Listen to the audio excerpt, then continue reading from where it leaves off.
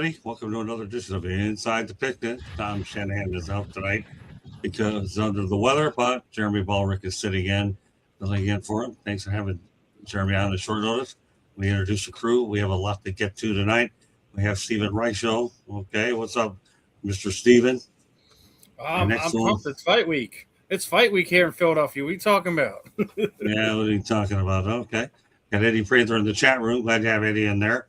We got Smoking Jeremy B and Candy from Fire Up. They're both fired up. They are. Both fired up. Yeah, sure. Yeah, let's go. And we got Melfar Jr. And we got Ben in that big hat of his. My God, that's a top hat. I'm just here so I don't get fined. Yeah, that's funny. There you go. You don't get fined. Okay, Marshawn. Yeah, that's it. And last but not least, Marvin Powell III, who I drag him all over. He'll be a bodyguard when it comes to being in July when I go after that North Carolina State football coach. So that'll be his latest responsibility when I get done with poking that bear or wolf pack. I'm the one that pokes the bears here. What are you doing? Oh, wait till I get done with this clown. But we'll leave that for another day.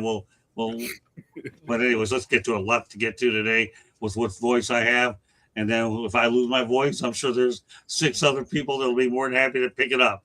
All right, we're going to go right to the transfer portal. This isn't fun. This is a real problem here. The portal players are asking to return they're actually getting screwed by their agents who actually want to go back to their old schools, and those spots are already filled. So get this, as of January 16th, there were 10,576 players across all levels in the portal, and 6,846 were still looking for a team. Steven, there's only one word I can say for that. Ouch.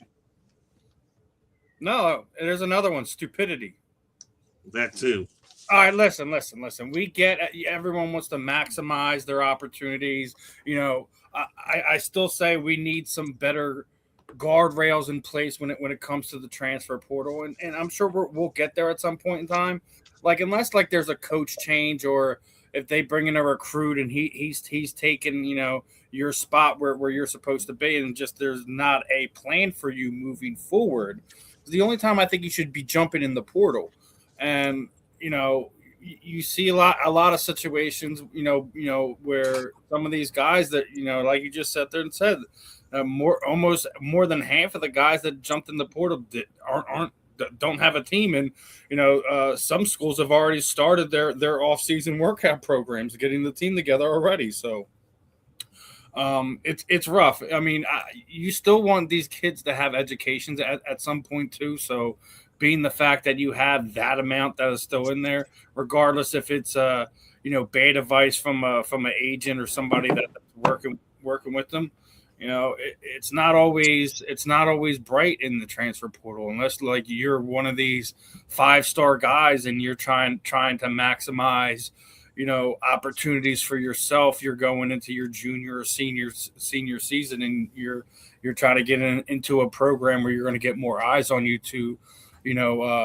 bolster your draft status or something to that nature. I don't get it. I really don't.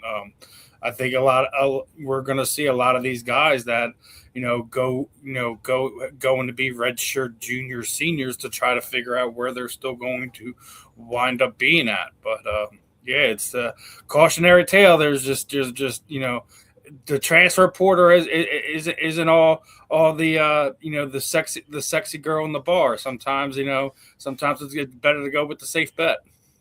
Well, let's go to Eddie Prather in the chat room. The grass is always greener on the other side. Agents are like lawyers. Some are just ambulance chasers. Good point. Well, Eddie always comes up with the good ones.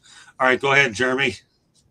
Well, then you got people like Dante Moore who realized that he was going to be drafted by the Jets and said, okay, I'm going to go back home and fight for a starting job with Dylan Gabriel because that's better than being drafted by the Jets.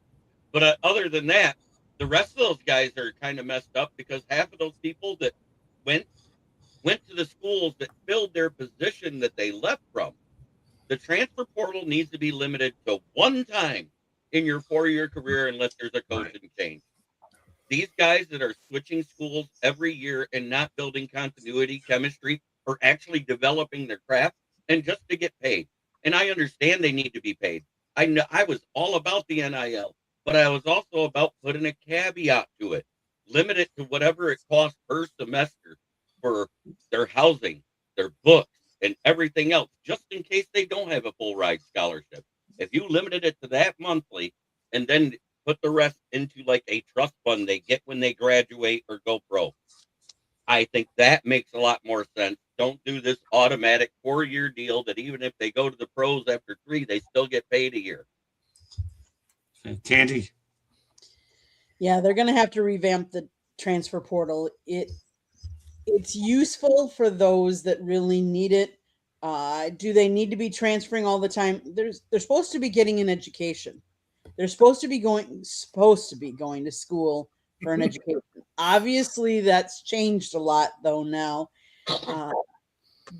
And I understand transferring for a better opportunity, but if you're just transferring all the time, you're not getting the consistency. We've talked about these rookies that come out and they go into the NFL and they've been coached by all these different coaches because they've transferred and transferred and transferred. Maybe they haven't gotten the best coaching. Maybe they need consistent coaching, because we've talked about in the beginning, Caleb Williams had how many different coaches? Right. Trevor Lawrence had how many different coaches? Consistency matters as well in your development. So I understand. I'm happy that they're getting paid. But I also think we need to somehow restrict the transfer portal usage as well. Well, yeah, who didn't see this coming, right? And nobody could foresee this problem. We've been talking about this problem. John Calipari has been, he's been talking about this for the longest time. He thinks he has a solution because he really cares about the kids. I really believe that he cares about the kids. But this problem is not going to get fixed because of the reason that everybody thinks it should get fixed. It's not.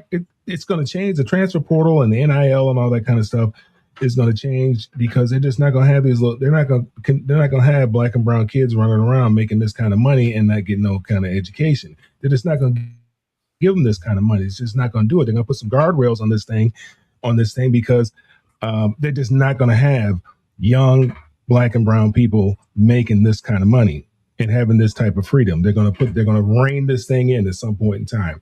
I've been talking about it for a long. Nobody cares about these kids. They still don't care about these kids, because if you cared about these kids, you want these kids to get an education. If you're transferring, going to 3 or 4 or 5 schools, where are you graduating from? You're not graduating. And then when you do need something, our times, where are you going? Who can you ask for help? You can't ask anybody for help because you were a mercenary. You went to the highest bidder. So nobody cares about you. You've fulfilled your obligation here. You've moved on. We've moved on.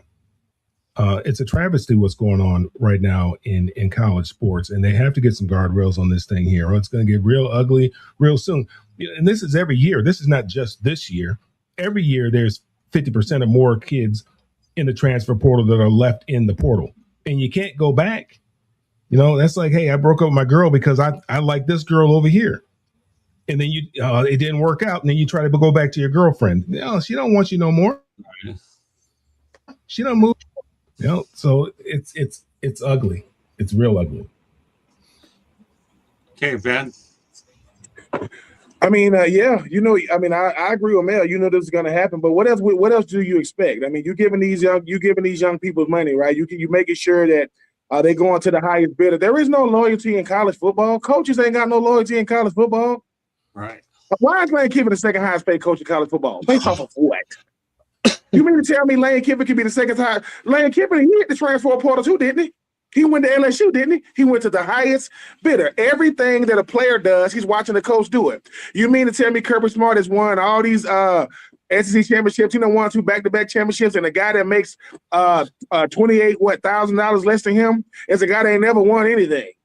Lane Kiffin has never won anything. So, do I think it is a problem? Yes. Well, the NCAA has never done anything for players. Never. Not in the history. And this is proving it. They sat on their hands when they knew this was coming.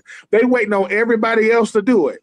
If you want to put guard, here's the thing though. I don't want to see no restriction on no players if there ain't no restriction on no coaches now. If players get one transfer, coaches, you can't be Lincoln Riley. You got to stay at Oklahoma. You can't just go to SC because they give you more money. You can't do that. But you know what? But they ain't going to put no restriction on no coaches. And these players are saying, look, 99.9% of us ain't going pro. What? And if you wanted players to care about education, right, you shouldn't get their head coaches 10 million, 15, whatever it is. Education, man, I'm here on an athletic scholarship. And you think my coach care about that I'm a Rhodes Scholar? No. He want me to knock this dude out in front of me. Like, hey, coach, man, I got a shot to go to Yale as a graduate in a graduate school. Yeah, well, you better make that tackle this weekend. You better do that. So there's just different conversations going on. I don't know what the answer is, but John Calipari is not the savior. Absolutely not. I don't care what John Calipari say. Nope. Because John Calipari benefits. You talking about John Calipari? Who leaves Kentucky basketball to go to Arkansas? Nobody. Nobody does that. You think we crazy, John? You left Kentucky, the blue blood of all blue bloods, to go to Fayetteville, Arkansas, or Little Rock? Stop it. So I do think we need guardrails. Let me start there. But why don't they ask former players what they should do? Ask us. Oh, they don't want to hear from us because we just happen to play in the garden called Common Sense. They don't want that.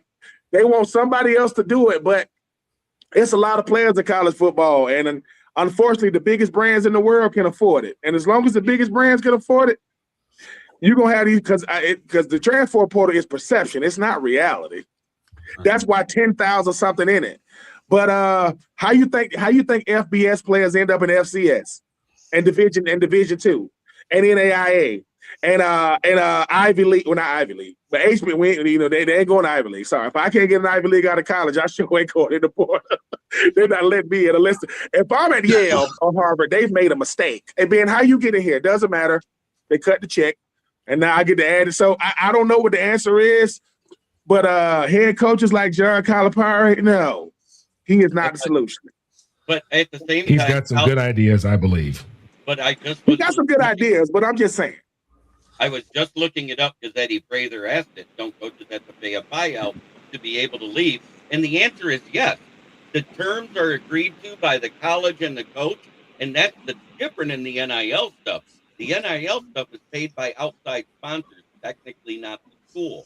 So you could be with a local place, getting your contract as an NIL player, transfer to a team across country, and still get paid by that local place back home. All right, Marvin. I'll take some of that money. I'm just saying, I'll take some. And I get it. And like I said, I'm not up against the players earning their money. I never said that. Okay, Marvin, you've heard it all. Yeah, listen, I think what it comes down to is just we're now acknowledging that this is more than just college. It's more than just business. This is big business. This is billion-dollar business. And this is what Supreme Court Justice Brett Kavanaugh said in court to the NC2A, that you've built a business within these universities, but it is a business, and these players are employees essentially who should be compensated for their labor, because all this money that's being generated by these TV contracts, all this money that's going to these coaches, 10 million, 12 million, 13 million, this is off the back of these boys. Okay, the $200 million a year that these schools are making, just based on annual revenue from everything, it's off the back of these boys. So they deserve to get this money. And think about it like this: in America, any person in America, if they had a chance to change jobs or change companies every single year to get more money, they would do it. Every single person would do it. People do that. We know people who do that. We've done that. You know what I'm saying? So it's like, why are we acting like these kids are wrong for that? I understand the idea of team. I'm a football traditionalist. I really am. But I also recognize that a lot of young men for a lot of years should have been making money in college football and college basketball, and they weren't, because the NC2A had these crazy rules. Everybody was making money except for them. In regards to this transfer portal, in these guardrails. It's in its infancy stage. We're going to see it change and evolve because what's happening now isn't sustainable and really, it's going to be an issue. But in regards to the idea of these boys who just chasing that check, it's the American way. Everything, every great movie you've ever seen in business, every family entrepreneur movie, go get money, go make money. Okay, so they're doing a very American thing. We got to put some guardrails on how we moving around. And again, Ben wants to have the same rules for the coaches. I get that, but no. I mean, Marv, I don't want to have the same. I don't want to have the same rule for the coaches. I just want the coaches to have to abide by something because it's like this. You will see a coach wearing, a Tennessee shirt at a kid's house. And 2 weeks later, he's at the same kid's house wearing a Florida shirt. And look, I am not mad at the coaches for getting that money. I'm not mad at them, right? I'm not mad at them. But do you really think these players think some of these coaches are better than them at what they do than what they do? Coach, some of these players that do, he ain't better than me at what it's illusion. I want every player to get as much as they can get. But some of these players you think it's 10,000 players in the portal getting money? No. All those players are not getting money. Oh, I know all of them are. And the bigger problem is you go to school to develop a marketable skill, right? I mean, and like you said, most of these guys are going to go pro in something else. So, and we know if you've never had money and all of a sudden you get a little bit of money, we know that money's going to go right back where it came from anyway, very soon, very quickly. So now what is the kid left with? What is he left with? He has no education. Okay, that's why these kids are trying to stay so long in school now, going, trying to get 6, 7, 8 years in college now, trying to get that little bitty check. At some point in time, you have to put your big boy draws on and you have to go out there in the real world and you have to get yourself a real job, right? And you go to school to get yourself a marketable skill so that you can sell something to someone, you sell yourself to somebody. And give yourself and get paid for the skill that you develop while you're in college, whether it's in college or a trade school, or whatever.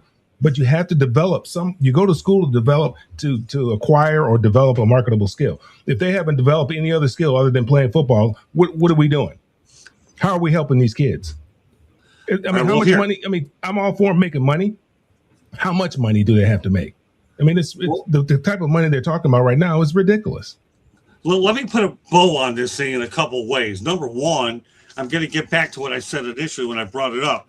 10,576 players are in it, and on all levels, and 46 still looking for a team. If that stat doesn't equal humble pie, tell me what does. I don't know. If that is a wake-up call, if I've ever saw one, and that's why it's on. And another thing it also tells me? I've covered the best bowl game of them all. Forget about what you saw in the college football playoff, the Senior Bowl. Because instead of NIL, you know what we were thinking about, people? NFL. Okay? That's all that matters to me. I didn't have to worry about the insanity of college football. I got to see a bunch of hungry individuals out there pursuing their darn dream. And that's what made this such a great experience for Candy and I over in Mobile, Alabama. And I'm glad we brought this topic on. It's the first topic with all of us together after we came back from that bowl game, because you guys handled it and Gal handled it well. All you have to do is look at the numbers. 10,576 means it is out of control. It is. And the other thing is 6,846 means it's still out of control. The only way that you can change that number a little is if you know you're a prospect, you've already made contact with a place that's going to take you, then you make the move and plan on it as a one-time shot. And I'll get into some of those prospects later on, but I'm glad that does anybody else have anything to say about it? I want to make sure I got those 2 points before we move on to the next topic. Jeremy, is there one thing you wanted to say to it? I just wanted to add, I still think they need to have to go back to making them sit out a year. So that way, I don't want them to sit out a year. Oh yeah, I think they should, because that's going to limit how many people want to do it now. If they're going to school for an education and a marketable skill, as you said, and you're offered a scholarship, You should have to stay where that Coach Calipari he had an idea about that. You know, if you transfer, I think it was either the second time or the third time, you should have to sit out a year. You can transfer one time, you know, automatically. If your coach leaves or something like that, you get another opportunity to transfer. If you want to transfer a third time, you got to sit out a year. I think that was an idea that he came up with, and it makes pretty good. It makes all the sense in the world to me. All right. Well, you know, I'm sure we could go on. We have 11 other things to talk about as well. So, and I don't know who dropped off or who didn't drop off. Who is that guy right there making that those comments? Oh, that's right. He probably take care of some other personal business. Yeah, I don't know what that is. Neil London. We'll have to send them out there to Paris or whatever. I like Eddie Frazier's one free transfer, second transfer, sit out. Good point. All right. Well, next thing we're going to talk about 4 teams that have not made the conference championships. Pardon me, Mel? It's not a no, Diddy I was party. Responding to the comment there. This is not a Diddy party. Right. One free I don't know. I can sit out. I All like right. that. Okay. All right, let's go back to my original point. Stay on track as much as we possibly can. Yeah, Leo, London, I think it's time for you to go to Siberia. Thank you very much if you're gone. Okay. 4 teams that have not made a conference championship this century. The Texans have never been there. The Browns haven't been there at all, and they've been at it since 1980. Last time was 1989. The Miami Dolphins, 1992. The Cowboys, 1995. Jeremy, we're going to go rapid fire. Which one surprised you, or which one will be the next one, if any of these will break the stride?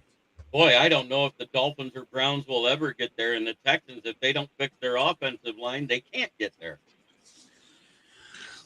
Okay, Candy? I think out of all those, the Texans will get there before the other 2. Although there's a lot of coaches that going down to Miami, I don't know, from Green Bay. So you never know. Yeah. What about you, Mel? Well, 2 of those are expansion teams, right? The Texans are an expansion team. Cleveland's an expansion team. Pretty much. So who will get probably all those teams are in the AFC, or was there an NFC team in there? Cowboys. Cowboy. Yeah, they ain't gonna get there. It'll be the Texans probably. Well, you were so decisive on that, weren't you, Mel?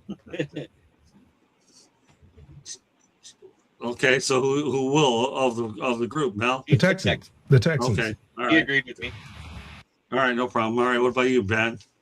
Yeah, I'm gonna go with the Texans as well. I mean, they coming from being able to have played in the AFC South. Ain't no Peyton Manning's in there no more. I mean, the Jacksonville Jaguars are chaotic. The Colts can't seem to figure out what to do since Andrew Luck is no longer the quarterback. And I know that Robert Seeley just got there to with the Titans. But yeah, it's the Texans. I think the Browns are the only difference in the Browns and the Bengals is the location in the same state. I mean, it ain't much different than them. Maybe the colors ain't much different than the Browns and the Bengals. And the Dallas Cowboys, I don't think they care about conference championships. They care about clicks. If Stephen Jones is sitting next to his daddy with a walkie-talkie, who is Stephen Jones talking to? Where did you find a walkie-talkie? Anyway, it is going to be the Texans. Yeah, it's going to be the Texans. All right, Marvin. Yeah, I like, I'll have a different take here.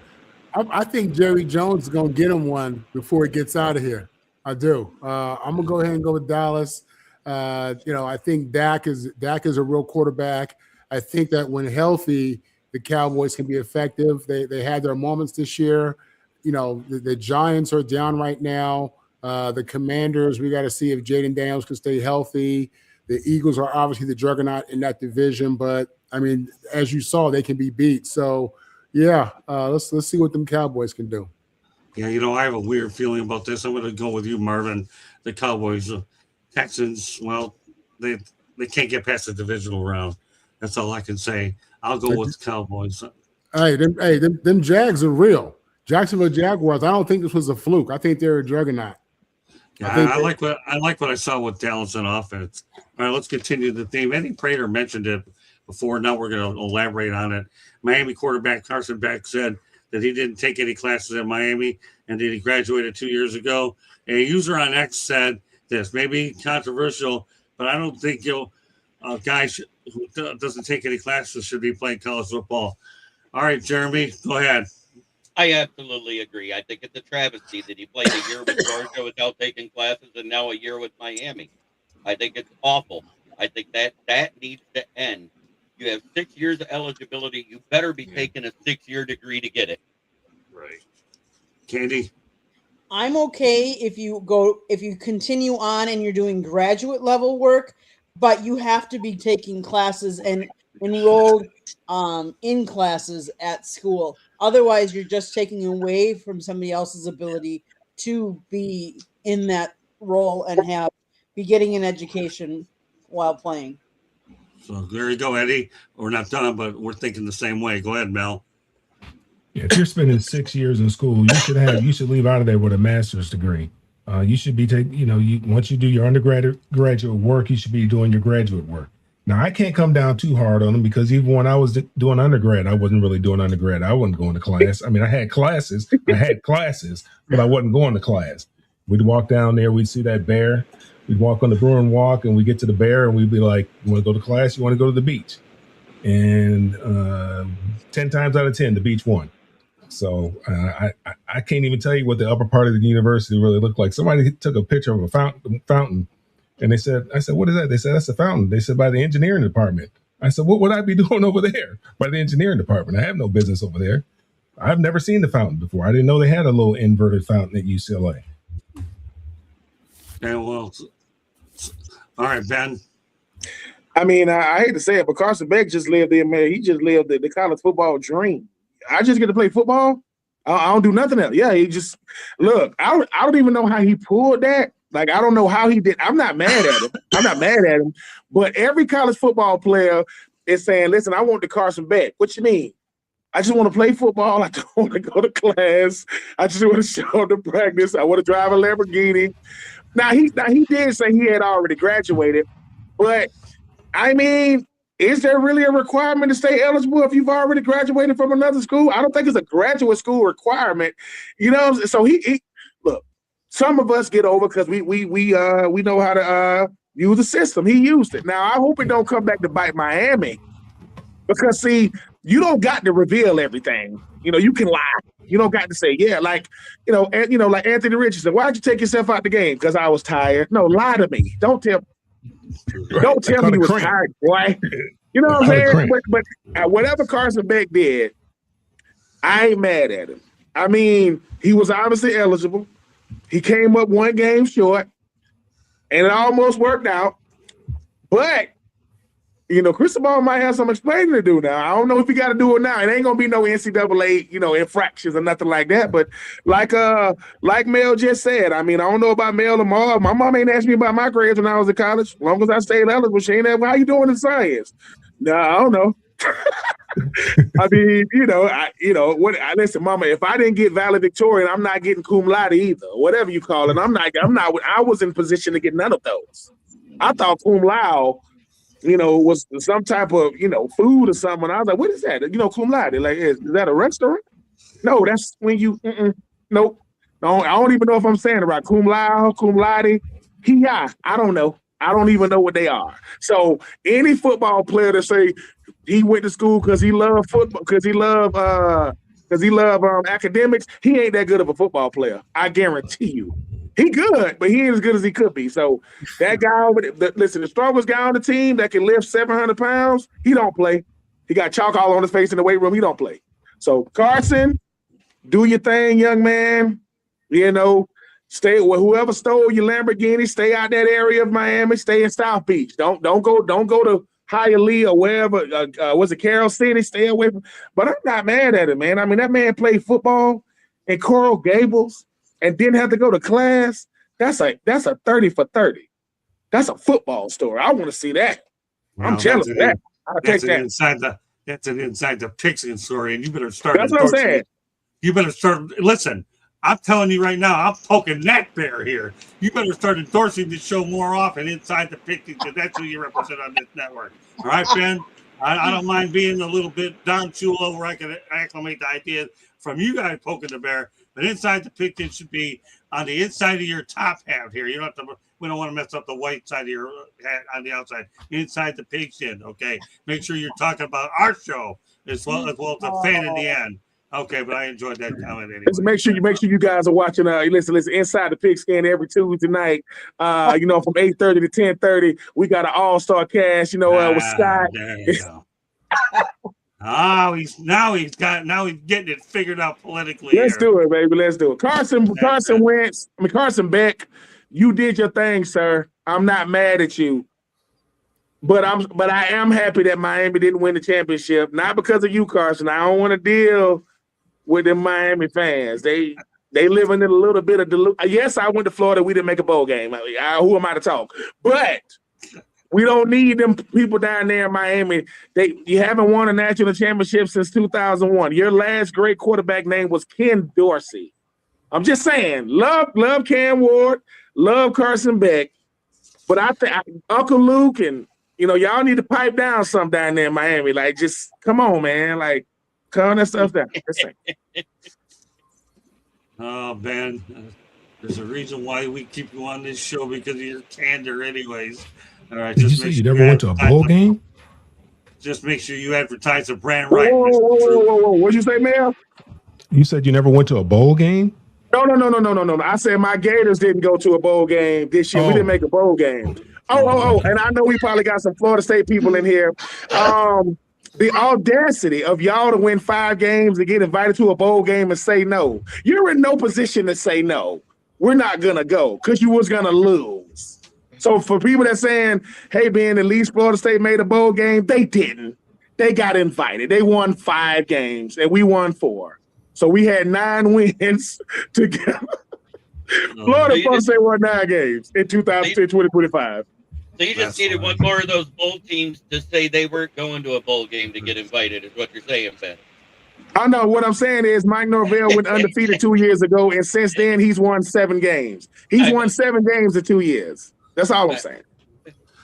All right, Marvin. Marvin, you got the last word on this while you can get it. Yeah. First, listen. Let me address Mel's comment on not going to class. Mel, that explains a lot, man. I wish you would have told me that at the beginning of our relationship, because now I get it. I get it now. Okay. Moving forward. Listen. What would have changed? Right. Information is power, man. Hey,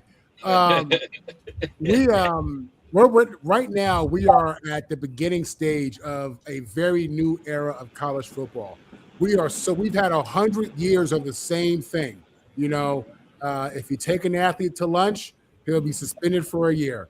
You give a guy $100, he could lose his eligibility. The athletes generating millions of dollars. Each athlete is generating millions of dollars on a football team, for a scholarship of $100,000 and the education. But the reality is, now in the NIL era, the player has power. This is much more than minors than anything else. So you're going to see certain things that look like NFL in a world where you're so used to seeing college be the same for 100 years. It is what it is, y'all. This has really become the new normal. If a guy gets his degree, if he has his degree and he has another year or two of eligibility, they're going to let him play. He's the Carson Beck. This is what it is. You know what I'm saying? And listen, it's a struggle because people can't deal with change. That's just what it is. But again, new day, hard transition for a lot of football purists, football traditionalists, and get used to seeing things that we're not used to seeing, y'all, in a day where players are going to have power and players do have power. And the schools allow it to a degree because, again, the schools making so much dang money that you don't hear a lot of presidents and ADs complaining. You don't hear that a ton. They making buku money, man. You know what I'm saying? So they're accepting the change, and we need to as well. It's a hard change, super hard change, but it is what it is. Well, I know why Miami called him out. I know why they called him out. He threw that pick and cost them the game. All right, Jeremy. He said it himself. They were asking him a question. He said it. Yeah, the bottom line is this. Stephen, I guess you got off in time, so I'll give you a chance to get a crack in here. But I just want to say this. Candy and I have worked with Beck. He just took advantage of a system and a university that allowed it to do it. And let's not lose sight of the fact, I don't know if this has anything to do with it or not, Miami is considered a private university. They are considered a private. I don't think that they are a state-funded university either. No, they're private. It's a private school. Right, That's exactly. like USC. The USC is private. That's why they don't go to class either. They just suit up and play football. Yeah, but again, Carson Vick, they took what he had to offer. So yeah, obviously he didn't go to any classes, but I guess the only class he better go out there and figure out is you better learn how to study a playbook at the next level, because it's time to get back to work and start studying. All right, Steven. Well, you want me to talk about Carson Beck? Is that what we're doing here? Yeah. Yeah. Yeah, about the fact that he didn't go to classes for 2 years. Hey, listen, it just shows you how broken the system is and how stupid of a kid he is at this point in time. If I didn't take a class in 2 years, I did a disservice to myself outside of not being. He's not the best quarterback on the field. He's not the best quarterback in college football. He's not a student athlete. If you don't take advantage of these opportunities that you're given in life, you're wasting your time and you're wasting everyone else's time around you. You've been to multiple different universities over the past few years, and you didn't take the advantage of gaining any type of knowledge from those situations outside of being a quarterback on the football field. He just did himself a disservice. He's not going to be a top touted off pick. He might be even lucky if he's even a third round pick into this coming draft. It's funny you say that, Stephen. I've been hearing thoughts that he'd be a third or fourth round pick too, according to my draft board. So I'm glad you brought that up. We'll get into more detail, but I'm glad that you brought it up ahead of time. Let's continue on. And that's just according to WISH TV, Indiana University's Curt Cignetti wins the Bear Bryant Coach of the Year award. Obviously, we know the most recent undefeated season in football was 16-0, and of course we all know about Bob Knight 32-0, greatest football story ever. So all right, well, again, we've talked about it a lot, and we'll keep talking about it. Some thoughts about Curt Cignetti winning the Bear Bryant Award. One great coach after another, Jeremy. We don't have to spend a lot of time with it. I want to get to one of the other things. Time permitting, everybody will have what we call a party shot. Will be the new segment that we have. It allows everybody to say what they want to say. There wasn't a coach in NCAA that deserved it more. Undefeated, wire-to-wire champion. What else can you say about him? Steven? Not surprised. I mean, his performance with his team on the field says enough, and couldn't be happier for him. Candy? Couldn't be happier for him. Look what he did. He turned a program around that was not existent and turned a school that was known for basketball, and now it might be known not more for basketball, but will also be known for basketball. Did a heck of a job, and he did it with 4 or 5 star players as well. Great coaching job. Probably the best that'll go down. Mel? Yeah, I don't know if we'll ever see something like that again. He took a program that, he raised the program from the dead. He didn't resuscitate the program, and that program was dead, DOA. And he brought the program back from the dead. Just think what he could do if he had Lincoln Riley's class. What would he be able to do? He'd probably be unstoppable if he had was able to get the number 1 recruiting class like Lincoln Riley did out there at USC. But what he did is remarkable. And I've said it all year long. The guys, Indiana was the best football team in the country without question all year long. And the job that he's done there is unbelievable. Ben? Yeah, what Coach Cignetti has done is, he's put college football, on notice and say, look, I know everybody wants to talk about having these classes, but it's all about development. And he did it 2 years in a row. Everybody thought he was a fluke in 2024 when they lost 1 game in the regular season. Then they got beat in the first round of the playoffs, and he came back this year. And he ran the gauntlet. Like who played it, who they played. You talking about Ohio State, you talking about Penn State, you talking about Oregon twice. They beat the brakes off of Alabama. They did not beat them. They ran them off the field. Coach Curt Cignetti, you happy for a guy like that? Because it only brings awareness to what he had done up until that point. No one cares about your resume until the last team standing. A basketball school is the top school in college football right now. It's in Indiana. And yeah, you know, I looked at a bunch of the past winners, but yeah, to do what he just did with the teams he had to beat to do it, if he never does it again, people can say, man, you remember what happened in 2025? Yeah, man. The Indiana Hoosiers were on top of the college football world, not college basketball. So congratulations to him. I think that was one of the easiest decisions they've made. Not saying the decision is easy, but yeah, Coach Sig, man, he said, you want to know who I am? Google me. I mean, you can't. Hey, listen, we all love stores, but we love winners even more. Shout out to Coach Sig. Okay, Marvin. It's remarkable, you know, when you look at their season this year, just in the regular season, how they dominated a Big Ten schedule. You know, you look at them in the Big Ten championship, they dominated, bullied Ohio State. And then in the playoff games, you know, the 3 games or the games they played prior, you know, just blew out top competition or what were considered to be elite schools, good schools in Alabama and Oregon. And then, you know, found a way to win a tough game against Miami and look good at times doing it, even though Miami's defense played well. They had a great pass rush. This is an all-time great team. This is an historic team. You really could put them up there with the Reggie Bush USC years.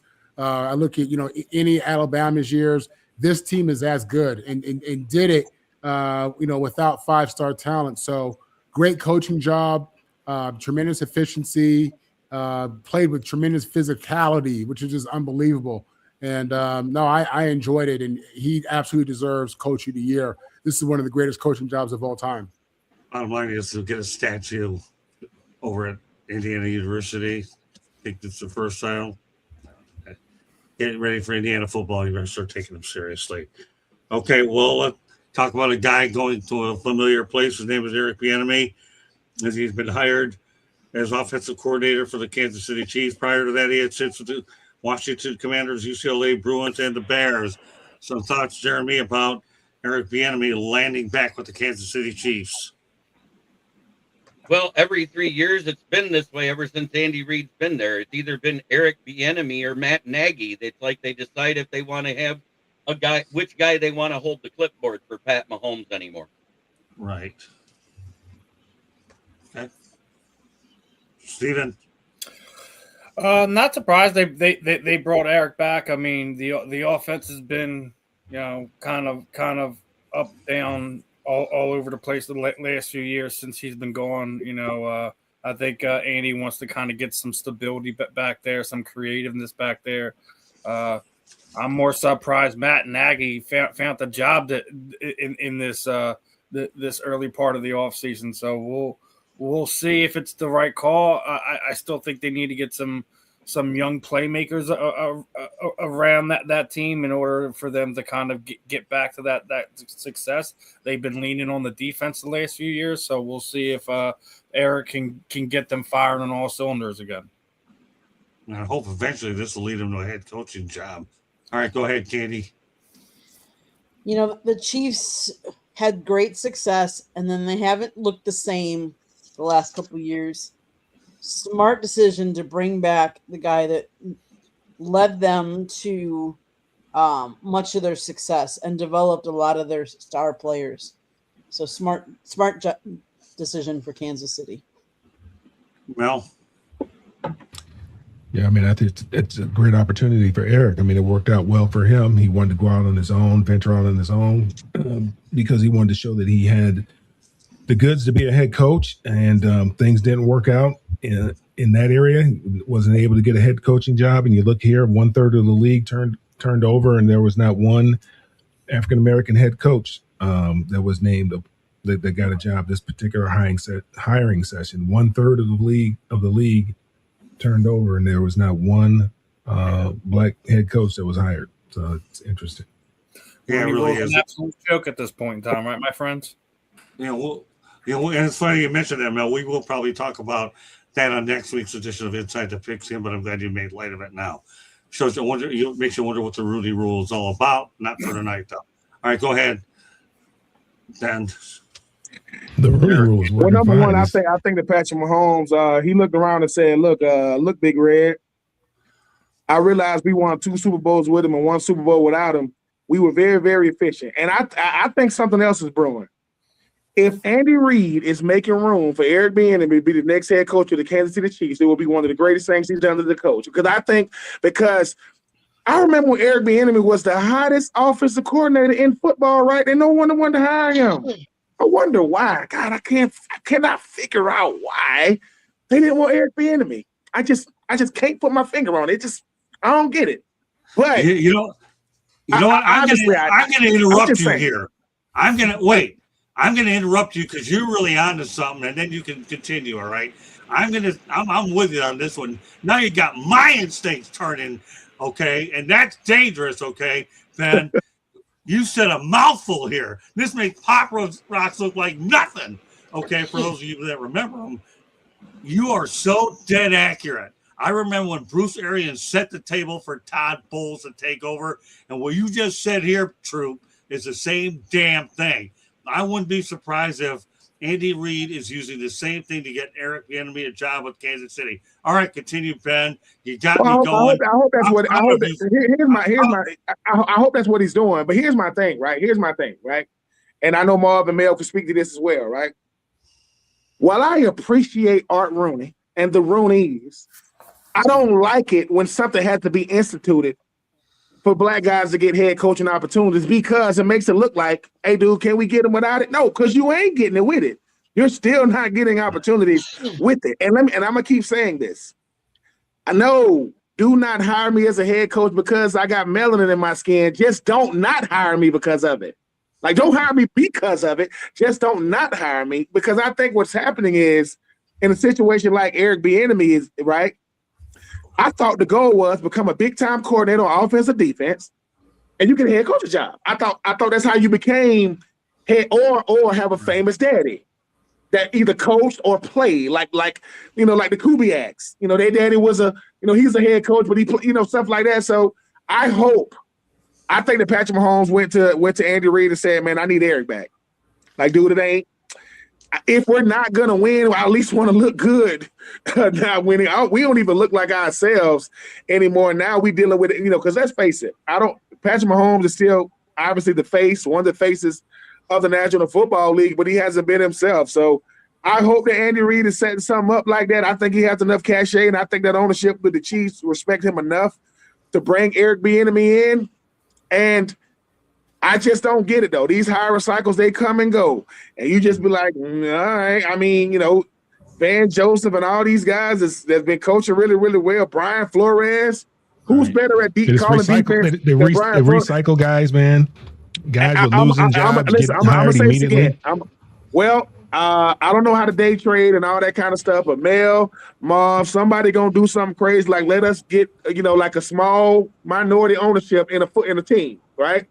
And I just want to sit in these meeting rooms and see, because is it true that the Miami Dolphins hired Troy Aikman to help them find a coach?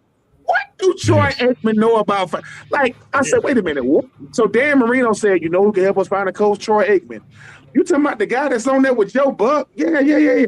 What would he know about finding a coach? He's Troy Aikman.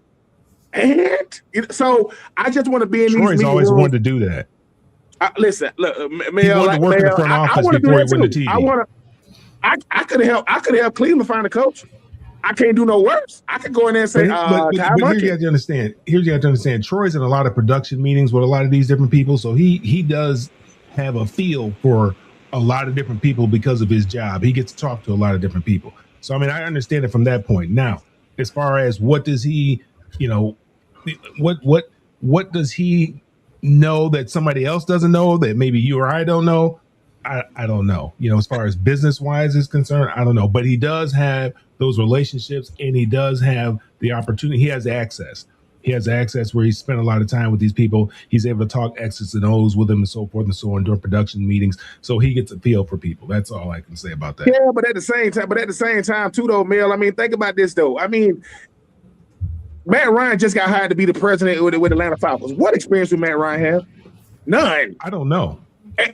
And so all I'm saying is, when we are the owners, We make the decision. Well, hey, man, who you but want? we don't know. I mean, maybe Matt was with Arthur all the time while he was here. Who knows? I don't know. Maybe that was his son. He was walking. Maybe I don't know. We don't know what happens behind the closed doors. Remember, you said you'd like to be in one of those meetings like that. We don't know what's going on behind. Arthur Blank is one of the most respected owners in football. I wouldn't say his decisions have been the best. I mean, he hired Dan Quinn, right? I mean, and then you go get Raheem Morris, and while he might, and then you get Terry Fontenot.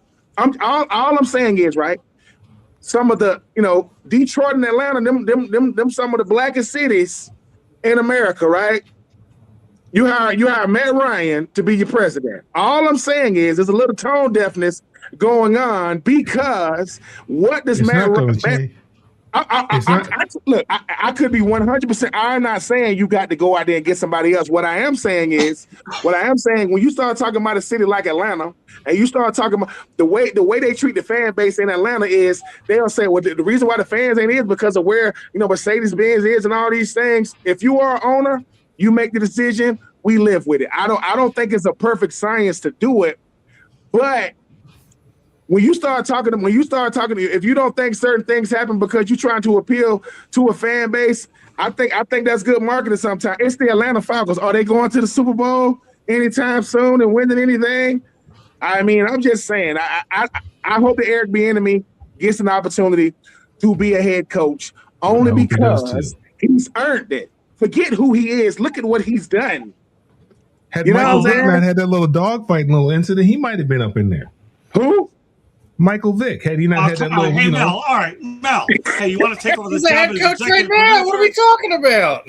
Hey, Mel, he's volunteering for the job for executive producer. Okay, now you're adding Michael Vick. Where does he involved in all this business there? I'm just saying, really? Arthur Blank loved Michael Vick. He wheeled him out there in the wheelchair when he broke his ankle and all that kind of stuff. He loved Mike. He'd go over to the house all the time. We're talking about Eric Bieniemy. We're not talking about Michael Vick. Well, he was talking about Matt Ryan, and so we just went to Michael Vick. I mean, if Michael Vick becomes the president of operations with the Atlanta Falcons, Arthur Blank is no longer the owner. He done sold the team. I get he done went back to Home Depot. I said if he hadn't had that little incident. Yeah. I'm just saying. Yeah.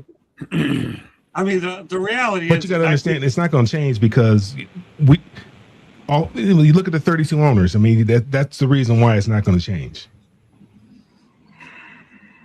Well, you want to be around who you're comfortable with. I'm not. Look, I don't have a problem. I don't have a problem with being around who you're comfortable with. I have no problem with that. I mean, most of these head coaches that get head coaching jobs, they're bringing guys that have been with them. I guarantee you, there's a dude named Rich Bisaccia. Every time John Gruden was a head coach, that was his office. That was his special team coach. He was down there in Tampa with him. He was over there in Oakland. So I'm not. Look, at the end of the day, if somebody say, hey, Ben, somebody hit me with the Pat McAfee and say, hey, Ben, I want to get you on your crew. We want to hire you guys. Who you think I'm calling? I'm calling Mel. I'm calling Marv. I'm calling Scott. You see what I'm saying? So I get that part. I ain't tripping with that part. But at a certain point, mediocrity got to matter, right? They're not getting it done. That's all I'm talking about.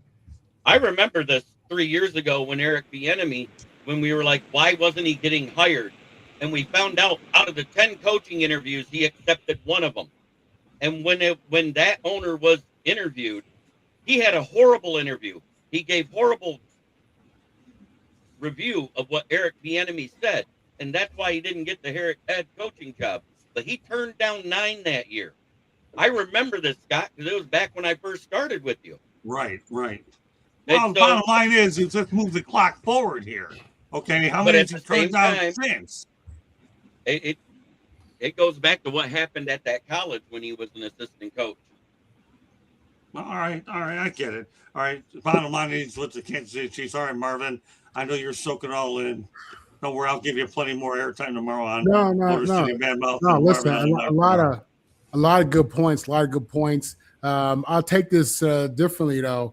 Listen, if you watch the Chiefs this year, there were times where their offense was sputtering. They really a lot of new players, and Eric Bieniemy was known as the accountability coach. He was the one that was in practice getting on dudes, getting on dudes and making dudes emotional and pressing dudes. And listen, you've heard Travis Kelce and Pat Mahomes praise him for that. You know what I'm saying? So he really is bringing back something special. He has tremendous value to this team, to this offense, to these players. Because of the fact that he has so much respect from Mahomes and Kelce, you'll see guys fall in line. And trust me, just from what I've seen, and I know guys that know him, he's going to get his respect. So, he's bringing a higher degree of accountability for an organization like the Chiefs. This is really a phenomenal move, a great move, shouldn't be a surprising move. This is what championship teams do. They want accountability. You know what I'm saying? They bring it, they invite it. So, great hire. And I hope it leads to a head coaching job at some point. We'll see. Again, I think that Ben, I'll go back to what Ben said, though. And you were actually on a roll with me there, Ben. I have a gut feeling, and it's just because of what Bruce Arians did with Todd Bowles, that if he doesn't get a head coaching job and Reed's ready to retire, somehow, some way, I think you're onto something there, Ben. And now I'll never let you live this one down because we're both on the same page about it. Follow me? And that's a compliment. True. Hey, listen, I take the compliment. I mean, Andy Reid has done it at two different places. I mean, Andy Reid has done some incredible stuff. Andy Reid, we were talking about Mike Vick. Andy Reid was the one that gave Mike Vick a job when he got out of jail. So when he got out of jail, he went to the. So I know what Big Red means, right? To the coaching carousel, he understands. I got to utilize my influence and impact while I have it. I remember Michael breaking news. Tony Dungy. Tony Dungy went to the Rooney's and told him when they were trying to pick a coach. When they were trying to pick a coach, he said, "I know this young guy. I know this young guy out there in Minnesota named Mike Tomlin." They ended up hiring him. The same Tony Dungy went to Andy Reid and said, "Hey, I've been counseling and mentoring Mike Vick. He's changed his life." And Mike Vick was playing at like a MVP level at one point when he was with the Eagles. So I just know what Andy Reid means to coaches. And look, like I said, I mean, leverage is something that we all wish we had, but when you do have it, you need to use it. I think he's going to use it. Doesn't mean he's going to get the job, but I guarantee you if Big Red go to the front office and say, "I think you ought to give Eric Bieniemy a shot," and he got Patrick Mahomes right there behind him, I think they're going to consider him. So that might be his best shot to get one. We'll see. Well, there's a rule in journalism, and I'll say this to everybody that's listening to me right now. Follow your instincts and your gut. And I could care less than any. And that's what I've been doing for the last 47 years. If you have a gut feeling, you have an instinct, you got to roll with it. And that's where I come up with a lot of my storylines. I hope everybody can take that and apply it any way they see fit. I'm not saying I know everything, but I've learned a whole lot. And that's the one thing that leads me to some of the conclusions that I make. Let's continue on. The Texans against the Patriots brought in the most viewers ESPN has ever had, for a single event since the company began in 1979 at 38 million viewers. That to me is mind-boggling. Of all the events, that's why that topic made this show, it's 38 million. I think the Texans and the Patriots, of all the games and everything, Jeremy, what else can I say? Since 1979, that was the event that got them the most. Well, Patriots, you're not just talking about Boston. You're talking about all of New England. They're called the New England Patriots for a reason. They're the only professional team from Boston north there. So I get it. That they got watched by everybody there. And then you had the Houston Texans, which is a top 25 market? Right. So you got a quarter of the country probably watching between the two of them. Yeah. I think it's great. It's great exposure. But it also exposed some flaws in C.J. Stroud's game. I can say that. All right, but let's just stay on point with the statistical number of viewership, and because that's what the whole point of the topic is all about. Steven? Yeah, I mean, it was, it's nice, hitting that number. I think Jeremy already hit it, but when you have, two of the top 5 viewing markets in there, it's not that surprising. I mean, regardless of what ESPN has done in the past, you have to think of how games or sporting events are consumed now, and the reach is larger now than it's ever been on. Regardless if we're talking ESPN, Fox Sports, CBS Sports, whatever it is, the the ability to reach further now is bigger than it was when we were on terrestrial television. So not surprised. Okay, Candy. Not surprised. I mean, let's face it, there are fewer games going on, and so there are fewer other things to get in the way. Plus, you had two of the biggest media markets, or two of the top couple media markets as well. So, NFL is definitely marketed themselves well, and they're making lots of money. Mel. Yeah, it's just football flexing their muscles, showing how big and bad they are. It doesn't surprise me. Football is king. Ben. It's weird. I mean, it's weird. I mean, you'll take it, but it's weird to say the least. I mean, if you would have told me that's going to be your highest viewed game, the Patriots and the Texans. I mean, I understand that. Yeah, I understand they view a market, but you just never know when it comes to these fans. I mean, I know that I'm gonna stay away from the CJ Stroud game, but hey, man, this Patriots team, sometimes people hating you is a good thing too, because they want to watch you lose just as much as they want to see you win. So I know that the Patriots got a love-hate type relationship when it comes to fandom. I don't really know what a Houston Texans stand. I would have thought that maybe a Dallas Cowboy game would have been higher, but hey, man, that just shows what I know. I mean, 38, they say they peaked at like 44 million. $44 million viewers for a playoff game in the playoffs. I mean, I wouldn't even want to compare that to any other sport with that type of viewership. So that's going to put some pressure on the Super Bowl, man. 44 million? 44? Yeah. That's crazy. Wow. Yeah, that is. Yeah, and the thing, Ben, it's actually – the network's been around since 79, and that's the best game they've ever had. Since 79 with everything. They say the ESPN, the leader in sports television, the mother network, whatever you call it. But I still find it hard to believe. It's mind-boggling that they're number one. Marvin, you can close it out. Listen, I'm switching gears here on y'all. It makes me feel good because I remember back during Colin Kaepernick, in that situation, you had all these people who said they were going to walk away from the NFL. They're done with it. They didn't want to watch the NFL anymore. They're sick and tired of it. Obviously, people have changed their minds and haven't changed their heart because the numbers is up there. College football, obviously this game in particular. So it's a good thing. Like Mel said, football is king. The NFL has done a phenomenal job of growing their sport.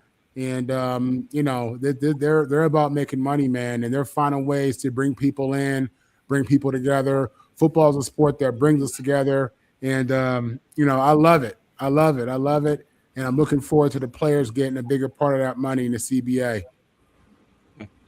All right, well, next topic.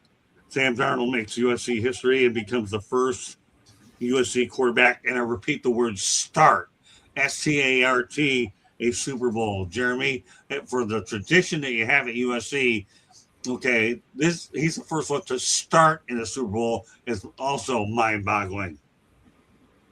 Yeah, I mean, that's kind of history making for USC. It's crazy to think, as long as the NFL's been around and the Super Bowl itself, this is Super Bowl 60, and it's the first start from an USC quarterback. Right. And he's also the first quarterback out of that draft class that year to start in the Super Bowl. We're talking about Josh Allen and other guys that were considered great coming out. Okay. Steven. I mean, listen, there isn't a whole lot of great USC quarterbacks to kind of pull from. And obviously, you have Carson Palmer, right? You got Mark Sanchez.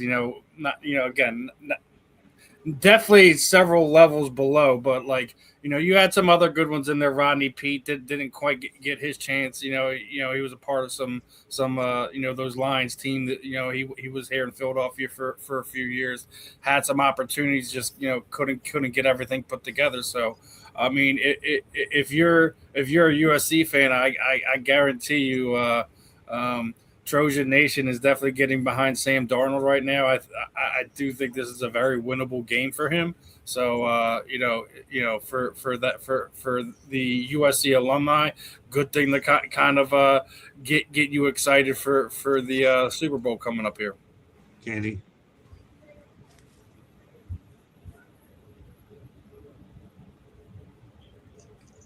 Candy. No, I know. I was just reading something. USC, for Sam Darnold to go from where he has, it's just been pretty remarkable how he's gone from one team to another team, and to be the first USC quarterback in a long list of USC quarterbacks to start the Super Bowl is surprising to me. Mel, I know this one pains you. No, not at all. Not one bit. I mean, look here. I've been a person who said publicly that I never really cared for Sam Darnold, and I'll be the first one to say that I was wrong about him. I have a lot of respect for him and what he's done this year, how he's turned his career around. Obviously, it probably wasn't him. It was probably the places that he was in. So I don't have a problem whatsoever. I mean, we've had our share of Super Bowl moments. So I mean, the sun shines on the dog's behind every now and again, and Sunday is that day. And Yeah, I'm happy for Sam Darnold. I mean, if you would have told me that Sam Darnold was the first, really? I mean, you talk about Matt Leinart, Matt Barkley. I remember Matt Barkley. I mean, he was supposed to be. You talk about Caleb Williams, but Sam Darnold, I mean, third overall pick in that draft. He was not talked about enough because it was so many quarterbacks, right, in that draft. Lamar Jackson, I think, was pick number 32. I think they drafted back up in the first round. But that's why quarterbacking is not a perfect science. Sometimes it's scheme team, right? And you can go out there and do your thing. I mean, Sam Darnold started out with the Jets, and he went to Carolina, then he went to San Francisco, then he went to Minnesota. Now you see him. Sam Darnold is why you got to just give these quarterbacks time. It ain't gonna just happen just cause. And I know RG3 had a lot to say about how he went down the list of quarterbacks saying, man, he made it to the Super Bowl before all these quarterbacks. And somebody said he made it before you too, RG3. He made it before. Don't leave yourself out because you was a number 2 overall pick. So I'm happy for Sam Darnold. I think the way in which he plays football and how his team just rallies around him. I mean, it helps when you got Kenneth Walker and JSN and those guys. But he's the guy. So I'm happy for him. And the Mark Sanchez's of the world, the Matt Barkleys, the Matt Leinarts, the Carson Palmers, they're gonna be watching, man, because just like Jalen Hurts is why Randall Cunningham and Donovan McNabb, those guys were saying, all right, somebody finally got a chance. Hey man, I didn't think it was gonna be Sam Darnold, but here we are, and we will save the best for last for one Marvin. But hey man, congrats to them Trojans. They finna add some more trash talking. They got all the Heismans. They got too many national championships to name. Now they got to potentially say Super Bowl MVP. Hey man, we'll see if it happens. okay, we'll turn over to Marvin. Great segue, Ben. Yeah, listen, responding to Stephen Rochelle's comments about not many USC quarterbacks, blah, blah, blah. Listen, we've had 3 Heisman Trophy winning quarterbacks, Matt Leinart, Caleb Williams, and Carson Palmer. We've had over 20 guys drafted at quarterback to the NFL in the modern era. And, we have a proud tradition of NFL quarterbacks, throughout the league's history. And Sam Darnold is the first of all these great players to start in a Super Bowl. And you guys are right. the Trojan family absolutely is supporting Sam Darnold. It's remarkable to think that he's the first when you think about all the guys who've had stints in the NFL, even if they weren't long careers. A lot of guys have started in the NFL from SC. So, yeah, this is historic. It really is. And now the focus is, can he finish? Can he be the first to not only get there, but to win it? And I'm rooting for him. Yeah. Hard not to. Okay, Let's continue on. One guy who's not too happy these days is former I still technically the Cleveland Browns defensive coordinator, Jim Schwartz, who was visibly upset and told coaches he won't be returning after he learned that they were hiring Todd Monken instead of him. He does have 2 years remaining on his contract, so he technically employed Jim Schwartz. I know they can talk about his future destinations, but he's still technically employed by the Browns. Where do you see this one going? Do you think? Well, first of all, 2-part question. Do you think he should have been the Browns' new head coach? And second, where do you? Okay, go ahead. Simple answer is yes. He came out to the front office. He told them he wanted the job before they got anybody to even accept an interview from him. And lo and behold, the only one that accepted an interview was John Harbaugh's OC that didn't want to be an OC because he wanted to be a head coach. And that was the only invite he got. So he took the job, and he basically stole it. Jim Schwartz feels like they pulled the rug out from under him. Okay. And I don't blame him a bit. Okay. Fair enough. Good insights. All right, Steven. I mean, it's sad, just to see what they're doing to this guy. He's paid his dues at this as point in time, and the fact that you go out and then hire someone, I don't blame him whatsoever. I mean, he's in as you said, like, he's got 2 years under his contract, so he's in a unique situation. He's a Super Bowl winning defensive coordinator. He left here in Philadelphia because he knew he wasn't going to get a chance there. He winds up going to a couple different locations and settling there. I mean, you really got to think what the Browns ownership doing is when you alienate a guy like Jim Schwartz, who's paid his dues at this point in time. If you weren't going to hire him, you should have just let him go so he could potentially find a spot. Now he doesn't have a chance to find a spot, so you kind of put him in a situation. So you would have to think that as an organization, they would block a lateral move, like if he's not going to be a head coach, which there isn't really any positions up unless someone else gets fired over here in the next couple of weeks. So he's in a real spot, and I don't blame him for being upset. I don't blame him for walking out, out of the facility. He's paid his dues. He deserves it. I don't know why you would do something like that to somebody like Jim Schwartz. It's not like he's a 35, 36-year-old man that's just like, all right, well, I want my opportunity then. He's paid his dues. He's been on bad teams. He's coached bad teams. So, and he's been on winning teams. So he knows what a winning team looks like. So let him get the chance to kind of put it together. I think he's already went through the trials and tribulations of it. So, and let's be real, like the Cleveland Browns defense has been the only thing worth talking about in Cleveland the last handful of years, regardless of if it was just Myles Garrett, the freak wonder edge rusher down there or not. It's just a bad look, and Cleveland once again finds a way to punch themselves in the face. Judy. He was a head coach. Yes. Back in the day. And did he have a lot of success with the Lions? No. So some coaches are better as defensive coaches or coordinators. Some are better as head coaches. Sometimes it really depends on the situation that you're going to. And do I think he deserved the head coaching job? Sure. He didn't even look, did he? No, he didn't see it. Mel, look up. Where'd you find that at? Had it made. Oh, okay.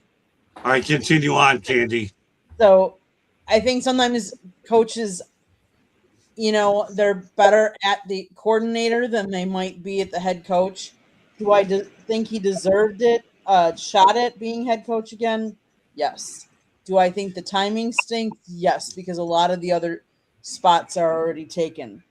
But remember, he is under contract. So he was under contract for the job that he currently is in. Whether he's going to stay there or not remains to be seen. Well, Eddie Fraser is right. Jimmy Haslam is a terrible owner and won anything. All right, Mel, go ahead. Anthony Weaver, Eric Bieniemy, Brian Flores, Vance Joseph, they're saying, welcome to my life. That's just another day. Right. He's had an opportunity. It sucks. You just got to keep moving. That's what we do. You just keep stepping, and you just hope the opportunity comes along again at some point in time. I mean, what else can you do? There's no need in getting upset and pouting and all that kind of stuff, because that's not going to change anything. I mean, you just got to pull up, put the big boy pants on and you gotta grin and bear it, and you gotta deal with it, and then just hope that you get another opportunity somewhere down the line. This is big boy football. This is big boy profession. These kind of things happen. There's a lot of things that I want. I'd like to be 7'2" in the starting center for the Lakers, but guess what? I'm 6 foot, and I'm sitting here with you guys. All right, Ben. Yeah, I think the thing about Jim Schwartz is I think he's living in a perception-driven world. I mean, nobody was really talking about Jim Schwartz in his coaching cycle. I realize he has more respect for the Browns than the Browns obviously have for him. He holds them in a high regard. And sometimes when you've been around an organization for a long time, they know what you are. Even though you are, really dictating one side of the ball, they're saying, yeah, dude, but can you run a team? Like, are you good for this team? Because let's face it. There ain't a lot of people clamoring to be the head coach of the Cleveland Browns. Now, that's not something you're gonna hear every day. Right. I want to be the head coach of the Browns.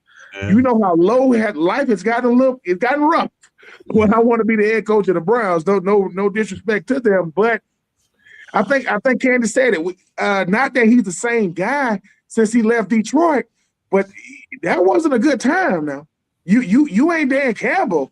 When I was with the Titans, Jim Schwartz was the defensive coordinator, so he understands guys. But just like an actor don't like being typecast at a certain point. I think the NFL is telling him, dude, you a coordinator. You don't like that, but you're a coordinator. You're a defensive coordinator, and most guys won't even get a shot to be a head coach. You have, but he thought that because time has went by, people have forgot. No. He did take Detroit to their first playoff appearance. Baker Mayfield took the Cleveland Browns to the playoffs, and Kevin Stefanski got rid of him. I'm just saying, like, we never know. Yeah, so I will say this. Do I think that Jim Schwartz is a good coach? Yeah, I mean, I got a chance to be around him for 4 years. But just because I go up to the front office, if they didn't say, hey, Jim, we're going to have you in for an interview, I mean, Coach Brady, I mean, he get to be the head coach of the Buffalo Bills.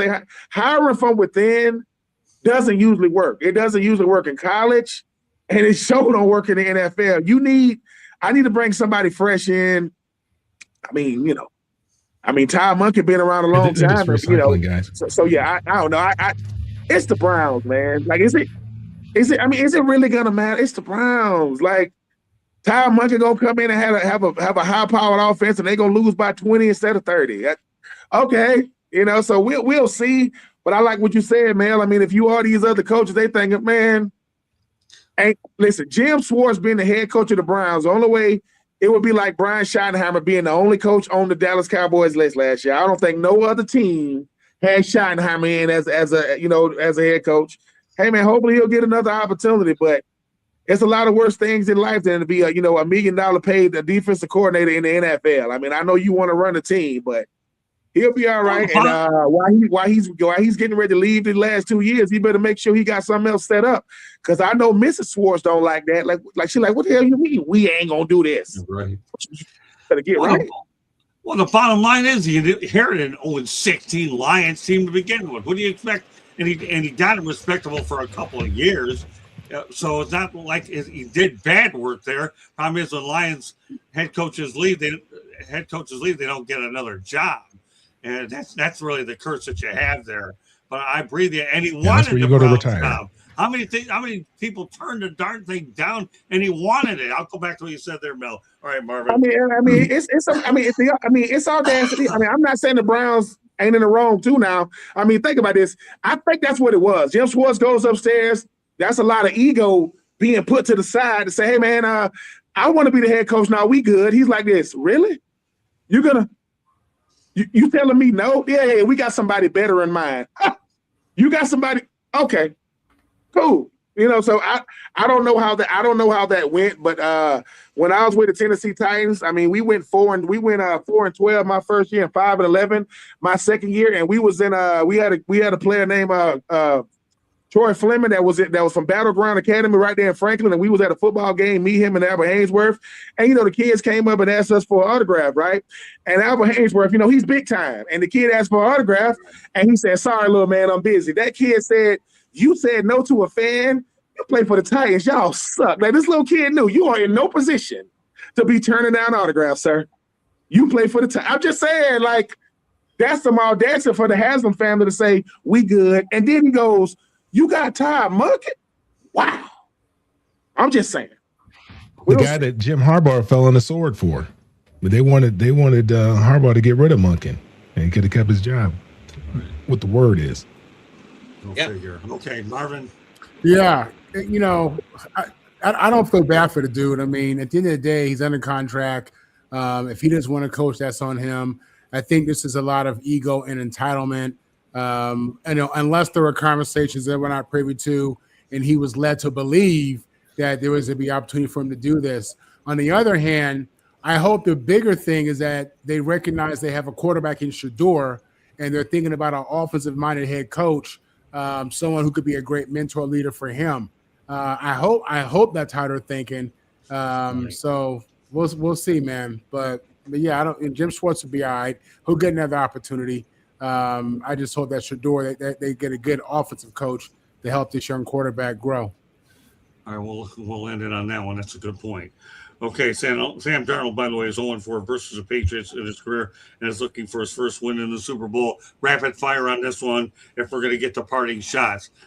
Jeremy, does he make it 1-4? As long as Clint Kubiak doesn't have 1 foot out the door coaching this game, the Seahawks should win. They have the better roster.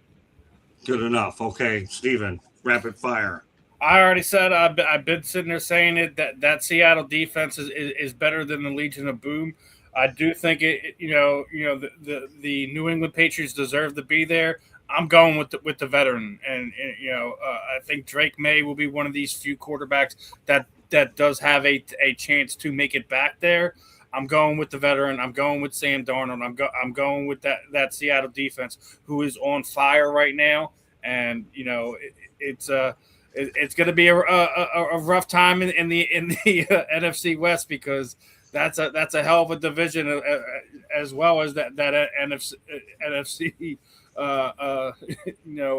North as well. It's going to be an interesting time, but the Seattle Seahawks should be the Super Bowl champions when we return next week. Okay, Candy. Yeah, I think Seattle's defense is too tough for Vrabel, May, and the Patriots' offense. But you never know. That's why they play the game. All right, Mel. So you're asking us to pick the winner of the game? Is that what the question more or is? less. Yeah, I mean, the bottom line is Sam Darnold's 0-4. Will he be 1-4? Yes or no? He's 0-4 in what? All time against the Patriots in his career. Oh, all time against the Patriots? Oh. In his career. He's got to win sometime, So is Sunday sometime? Why not now? Look here, I'd like for Sam to win as much as, I don't like where he went to school. I like the story, and I'd like to see, I like the redemption story, and I like the opportunity for him to, tell the other 31 teams, for him to pull his pants down and tell everybody to kiss, his entire backside. I like that. So are you saying he's going to win Sunday? I'm gonna go with the Seattle. Yes. There you go. Okay, yeah. All right, Ben. Yeah, Sam does go 1-4 against these Patriots because the Patriots are just like the New York Yankees. They are the New York Yankee version of the evil empire. You do not let the evil empire win anything. Come on, yeah. Sam gets his first Super Duper Bowl, and I'm looking forward to seeing him doing it. I'm looking forward to seeing Mike Vrabel and Drake May and Mr. Diggs, who was dating Nicki Minaj, says if he wins the Super Bowl, he's gonna marry Nicki Minaj. Well, she ain't getting married. It's not happening, Diggs. Give me Sam Nicki Minaj. I'm just saying. Give me Sam I'm just saying. I mean, nothing screams I don't want to get married more than I got to win a Super Bowl to do it. What type of engagement is that? That ain't it. Give me Sam Darnold. Yeah, he gets 1-4. Okay, Marvin. Yeah, the 0-4 means nothing. This is a new team, new situation, new energy, new coaches, new players. It's different. It's new. This guy's grown since then. So, listen, at one point, Jordan was 0-4 against the Pistons. You know how that ended up, right? Right. I'm not, nobody's worried about this. I do believe that he ends up being 1-4 Super Bowl champion. him or that running back would be MVP. Yeah. So you're going with Seattle as well? Absolutely. Yeah, I've got to go with them as well. I got The U.S. Seahawks. Tom was sort of once told me because God delays does not mean that God denies. I like Okay. that. Well, so all it took from Sam is to get out of New York. That applies here. Okay, so we'll leave it at that. If everyone wants to get parting shots in here, then I'll get to these topics. If they don't, let me know. Okay, I have 2 to get to. Both Jason Taylor and safeties coach Will Harris have or are in the process of interviewing for NFL jobs. Do you think one or both of these, Jeremy, has a chance to get an NFL job? Considering not every assistant coach and defensive coordinator and offensive coordinator has been filled yet, yes, they do have a shot to get a job in the NFL because that's how they get their start as position and assistant coaches. Because let's face it, the ones that went straight to head coaching, they didn't do so hot. And by the way, these 2 are Miami Hurricanes, just so you know. All right, go ahead, Steven. I couldn't even tell who you were talking about. I didn't know what the topic was. But Get a question Jason again, Taylor. Okay. Both Jason Taylor and safeties coach Will Harris, both of the Miami Hurricanes, have or are in the process of interviewing for NFL jobs. Do you think they're going to get one of them? I mean, I'm sure Miami would definitely like to bring Jason Taylor in the building. You know, the Dolphins need something to get excited about.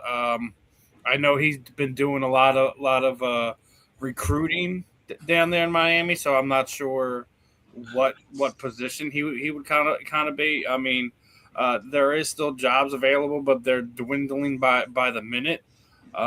You're giving me an over under if they will be hired. I mean, I would say that we're already more than 3/4 through the hiring cycle. I would probably say not this year, but I do think that both of them have opportunities over the next few years to potentially land somewhere in the NFL.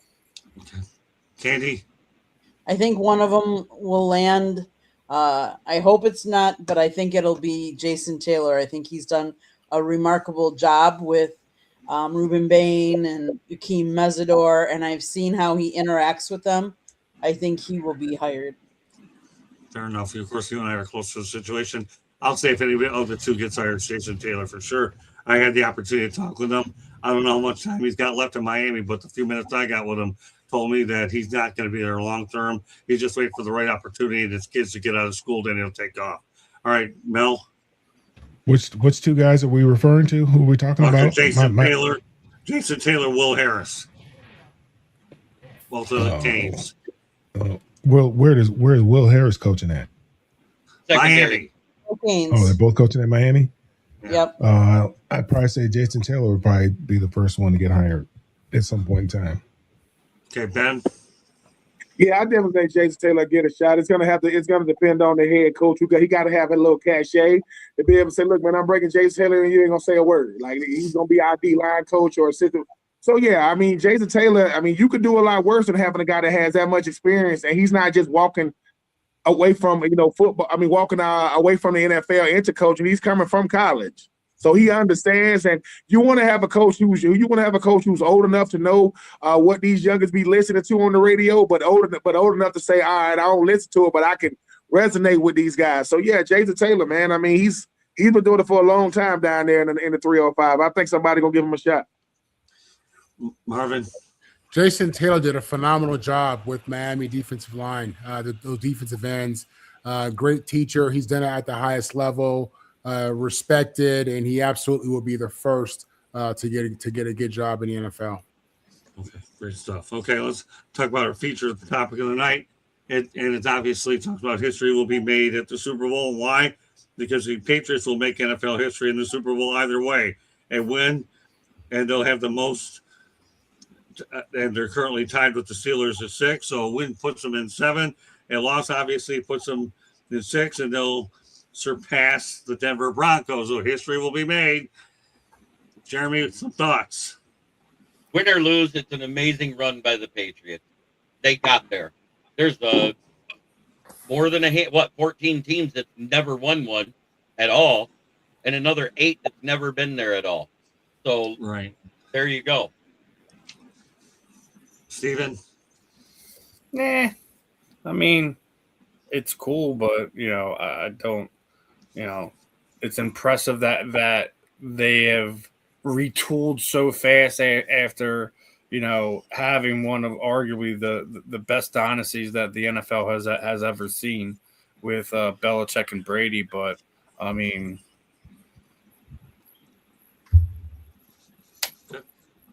Candy? I like the story. I like the to Mel's point, to stick it to people.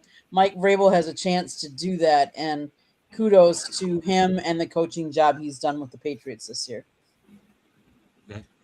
Well, right now, none of us predicted New England to win, so obviously, if they win, then we all look like idiots, but that's okay. I'd rather look like an idiot and they end up winning. So go ahead, Mel.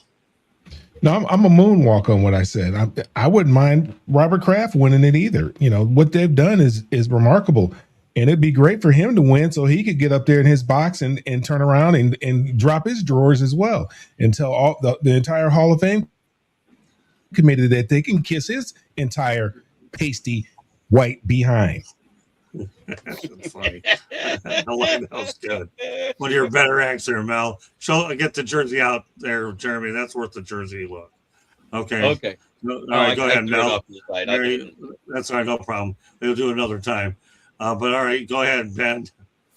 I mean, I can respect what the Patriots have done. I mean, Bill Belichick and Tom Brady, what those guys were able to do during their time together was incredible. But once again, it goes back to what I said. I don't want to see Robert Kraft pasty white behind. I don't want to see that. I think the Seattle Seahawks and what everybody thought would never ever happen again, because when Pete Carroll and the Legion of Boom and Beast Mode left, they thought it would never be recaptured. Coach McDonald is a coach that nobody wants to deal with. So while I can respect what the Patriots have done, and Bill Belichick is not going to be a first ballot Hall of Famer, and Robert Kraft has been told he's not going to be a Hall of Famer, I don't want to see either one of their pasty booties.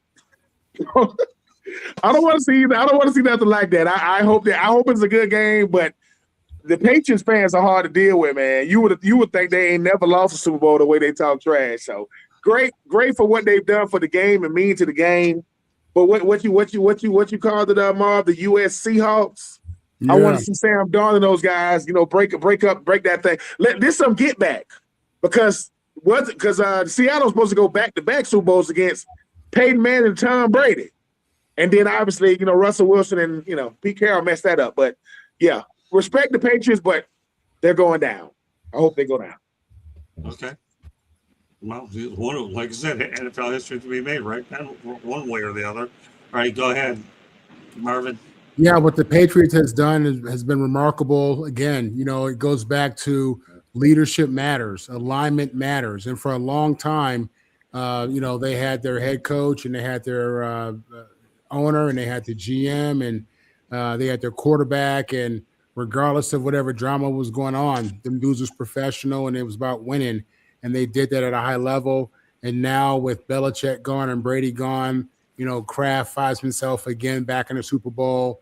And again, he's one of the common denominators here. Leadership matters. So I think it's historic. I'm a Jet fan. I'm a New York sports fan who absolutely despises everything Boston. But I still could be objective and recognize greatness. He's been one of the great owners of his era, period. And this whole situation is historic.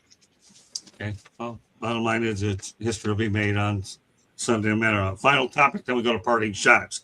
Patriots multi-Super Bowl champion pass rusher William McGinnis discussed Spygate allegations against the Patriots. He said, if we knew your signals and plays, we would have won 8 blank Super Bowls. Do you think Spygate actually happened, Jeremy? Well, considering they did an investigation and they said it happened, I think it did.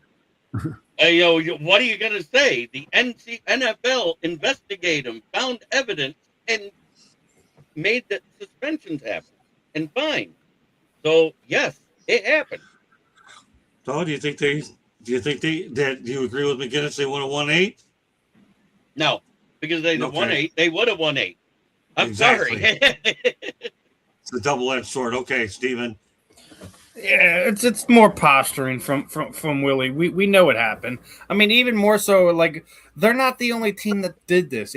Like when we were hearing all the nonsense talk last week when Belichick didn't get in the Hall of Fame, like and they were trying to cite Spygate as a reason of making him pay penance. Jimmy Johnson came out and was like, listen, we used to steal signs too. We used to record people's practices too. Like it wasn't like this is a new thing that was going on. It's just the level that it was going on and what they were going through was something the NFL had never seen before. And yes, it absolutely happened. Fines, suspensions, etc. were levied. They were punished. It happened. It was a real thing. You can't talk that away. So them winning eight, I agree with Jeremy. They would have won 8.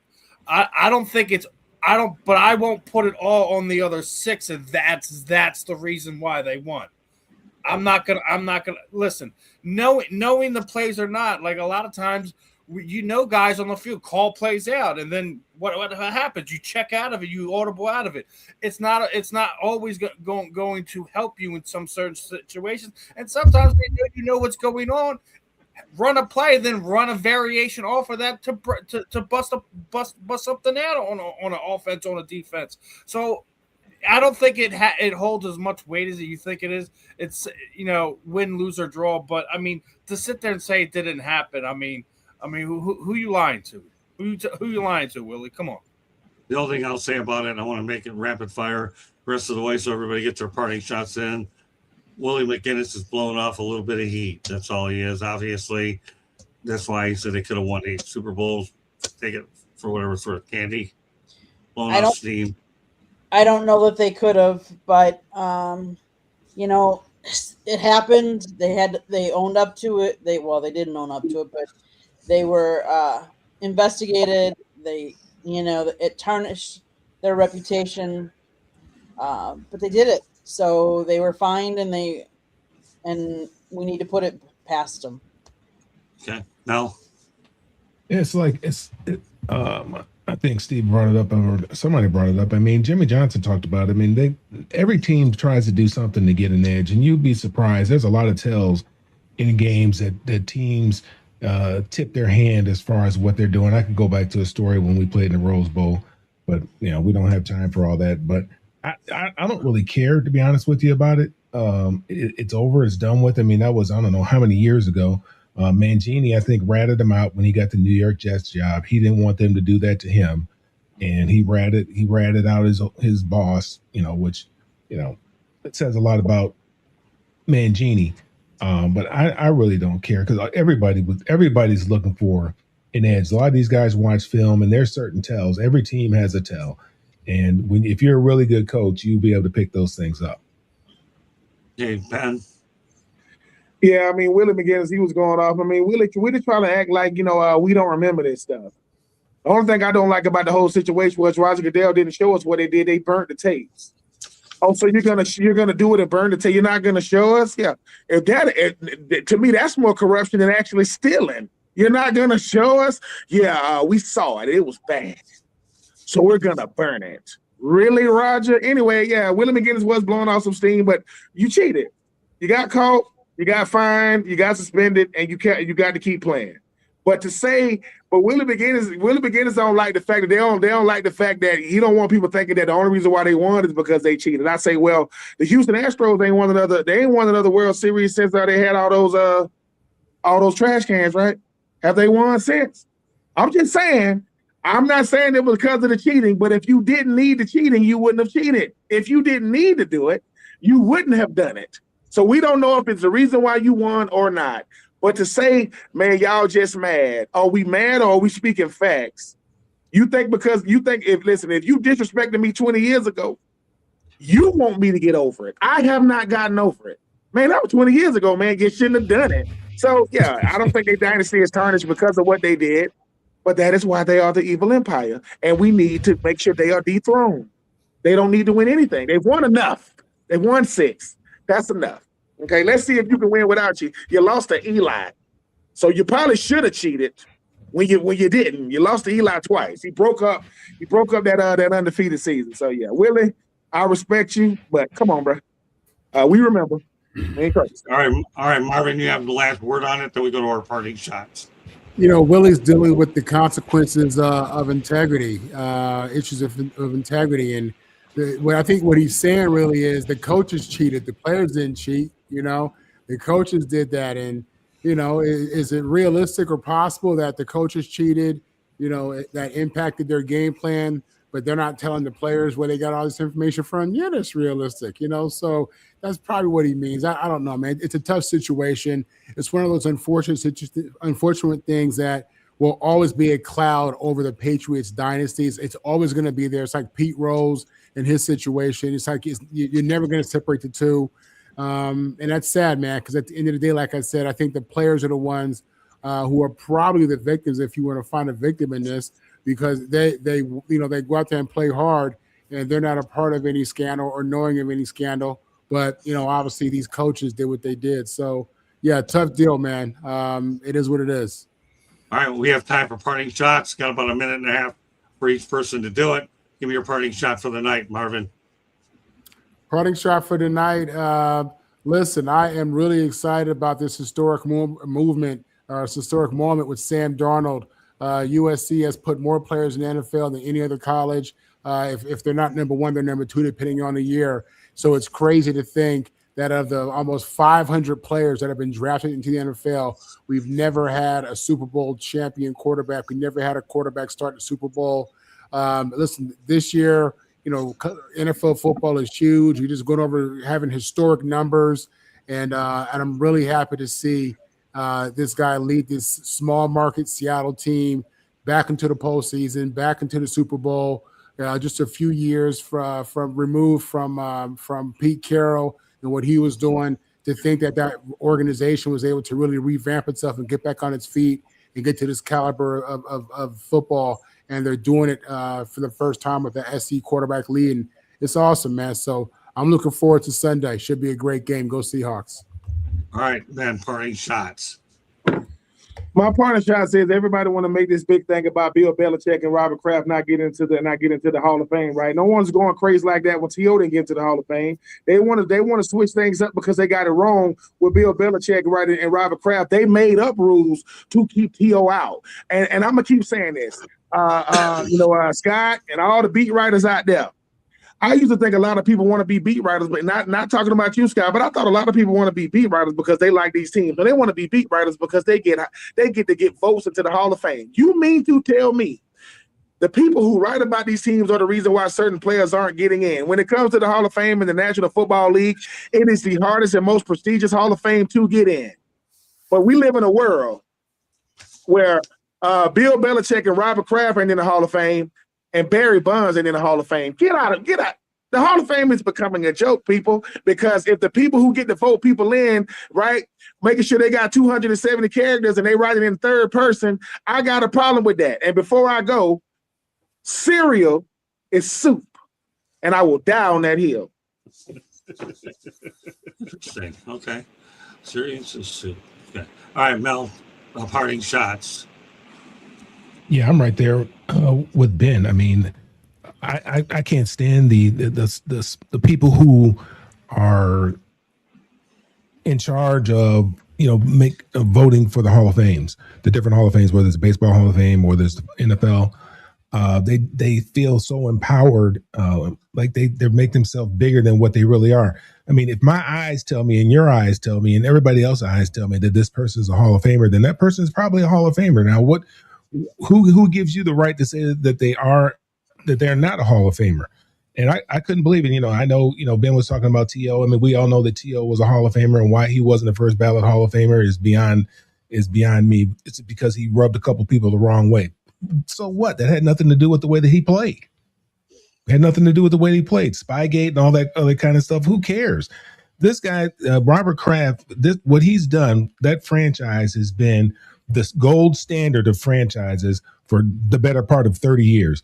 And he's not a first ballot Hall of Famer. He's been to more Super Bowls than any other owner. He's tied for the most Super Bowl wins ever. And he and his coach can't get in the first time. If they're not Hall of Famers, then there shouldn't be a Hall of Fame. Okay, fair enough. Candy? kudos to the LaFleur brothers for being brothers that now are head coaches, just like the Harbaugh brothers. Okay, very good. I like that. That may be a future topic, but glad you whet everybody's appetite. Go ahead, Steven. It's a parting shot. I got a few little things I want to back off onto it. I know we are all talking about the Hall of Fame, and I'm definitely looking forward to who gets in. And me, Ben, and Marvin talked about this last week, and I did hear something from one of our Hall of Fame voters as to why we are not seeing them get in. It's because the NFL decided in their great wisdom, the Hall of Fame, that they're going to lump in the senior committee with the coaches and the executives is all one category. So when you have a senior class that has over 7 guys in it, more than a handful, it's their last years to get in.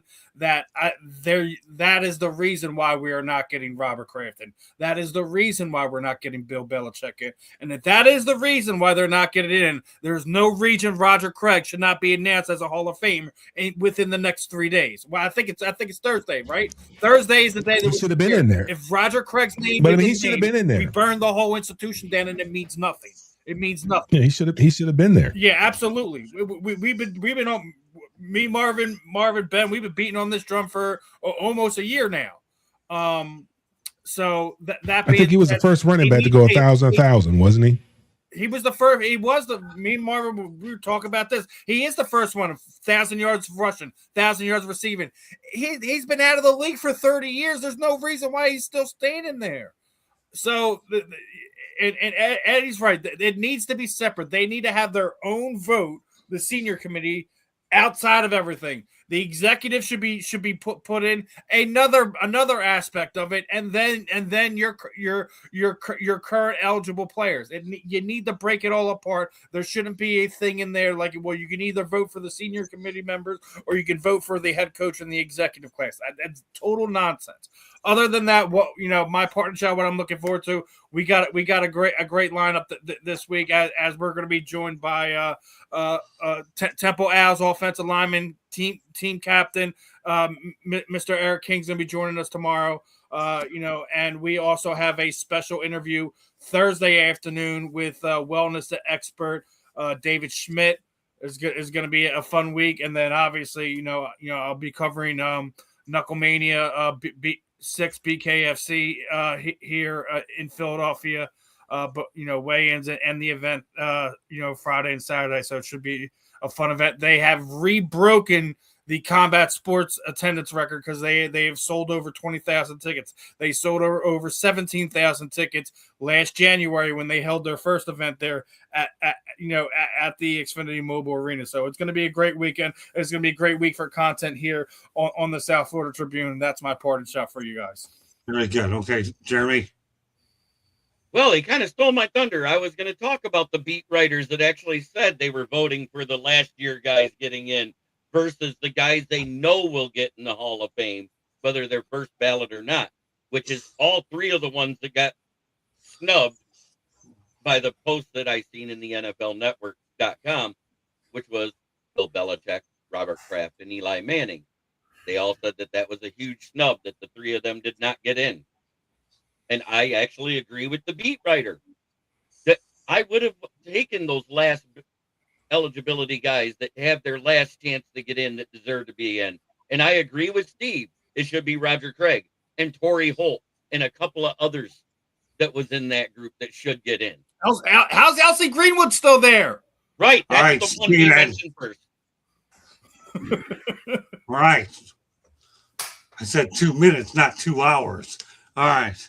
Well, I don't mind stretching a little bit. Candy still has a station break, right, Stephen? Okay. That's why I just want to send a special thanks to Molly Middleton, who did a great job accommodating the South Florida Tribune in Mobile, Alabama. And we had a really good time there. Looking forward to making that a regular annual event for us. I got 20. If you wonder why my voice is a little raspy, and I had a very big crew helping me out a little, so I wasn't going to lose it tonight. I had 6 people letting me throughout the day, you don't have to lose your voice on this show. I was getting it from all angles, and leading the charge was Rachel. If that wasn't good enough, I was getting it from Troop on the back end. It's okay. We can do this. Save your voice. Save your voice. You know we got to work out over the weekend. 24 to the tune of 24 times. Molly Middleton, I don't know if you're out there listening. We'll make sure we get this tape to you. We got a lot more. I told her we got a lot more stuff coming down the pipeline until April and May, Mal. So I got a story to be written as well on the Senior Bowl. Great experience. And if you've ever been to the University of South Alabama Jaguars campus, that's actually a nice little campus down there out in South Alabama as well. All right, so great job by the group. But Candy, go ahead and give us a station break and promote the book. South Florida Tribune Publishing Company published a book, Lessons from the Microphone, Tuning into the Enduring Wisdom of Visionary Leaders. It is written by our host, Scott, the Motor City Madmouth Morganroth, talks about his 40 plus years in the media business and how it has evolved and changed over those years. Get your copy today. It's available on Amazon, Barnes & Noble, Kindle, Google, and Apple Books. It's also available wherever you get your audiobook as well. There's also a link on our website, www.southfloridatribune.com, where there is a plethora of great content. In fact, I would highly recommend you go to our website and check out Jeremy's columns. He's been writing about all kinds of draft prospects, and I'm sure he'll talk a little bit more about that, but go check it out. The other thing is, if you like to listen to podcasts, you can find us wherever you get your podcast. One last thing, if you see that red subscribe button in that lower right-hand corner, that means you have not yet subscribed to us. Please do so. I don't know what you're waiting for.